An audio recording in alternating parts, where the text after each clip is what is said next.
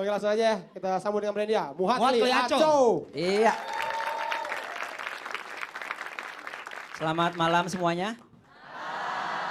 Ya saya baru nikah sama Jui tadi ya.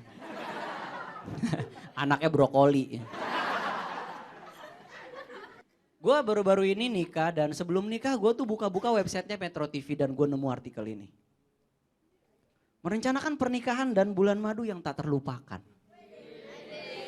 Jadi biasa kalau orang mau nikah tuh selalu kayak gitu ya, nyari-nyari artikel gimana caranya biar pernikahannya tuh keren apa gimana. Cuman nggak tahu kenapa nih, artikel-artikel semua judulnya akhirnya selalu begitu. Merencanakan pesta yang tak terlupakan. Pernikahan yang tak terlupakan. Bulan madu yang tak terlupakan. Padahal menurut gue ya, mau kayak gimana pun pesta lu gak mungkin lupa kalau lu habis nikah kan? Iya gak?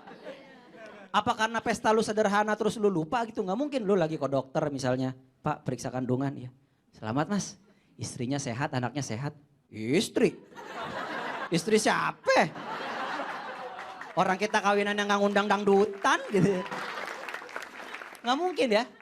Pasti kita ingat gitu. Nah cuman yang paling berkesan menurut gue kemarin sebelum nikah adalah ketika orang tua tuh udah pada berantem mikirin hari baik ya. Sering ya, wah ini wetonnya jelek nih.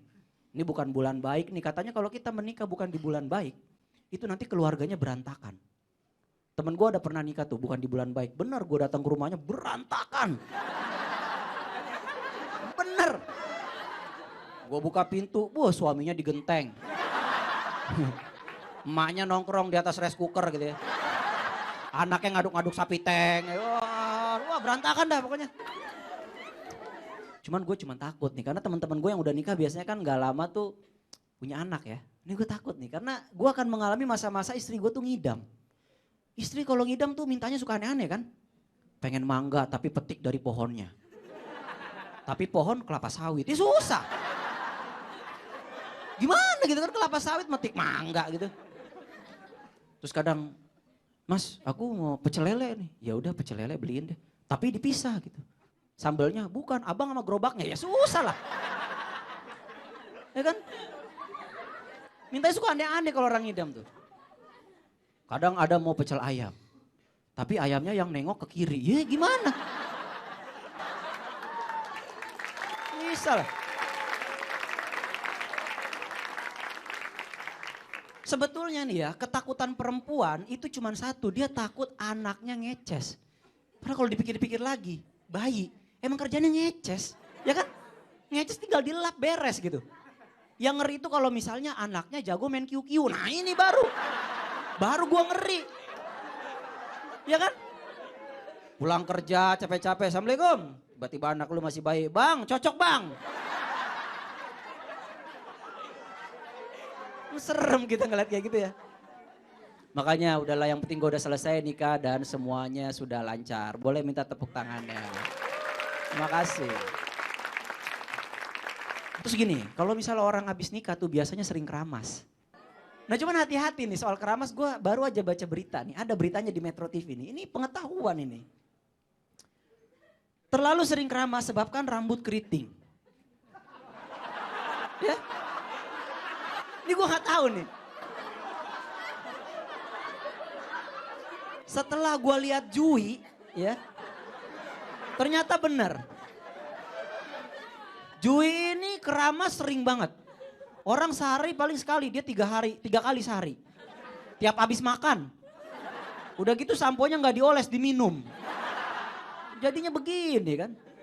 Udah gitu dia salah kalau milih sampo. Orang kan ekstraknya lidah buaya, aloe vera. Dia ekstrak cabai keriting. Begini. Sekarang nih apalagi menjelang pilkada tuh banyak orang ledek-ledekan gara-gara calon pemimpin. Ya bahkan ada teror-teror. Ini seperti berita yang satu ini nih. Bom paku yang meledak di Bantul diduga rakitan.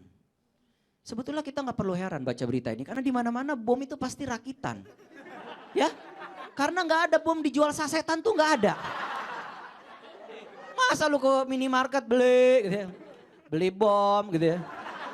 Terus orang yang di kasirnya bilang mau yang isi paku apa serikaya mas gitu ya. Nggak mungkin ya. Bom itu pasti buatan, pasti rakitan. Nggak ada yang alami tuh nggak ada. Lu pernah ngeliat itu bom herbal gitu nggak ada kan ya. Pas meledak dar ekstrak manggis. Nggak ada gitu. Jadi ini beritanya nggak perlu sebetulnya. Yang perlu menurut gua karya ya, bekerja. Di sini ada yang udah bekerja? Tukang keong nggak dihitung. Lu nggak dihitung, lu tiap hari cuma hahaha gitu doang nggak dihitung ya. Ini yang kerja kantoran beneran ya. Cuman hati-hati dalam memilih pekerjaan karena ada berita yang satu ini. Pekerjaan dengan tuntutan tinggi picu kematian dini. Ya.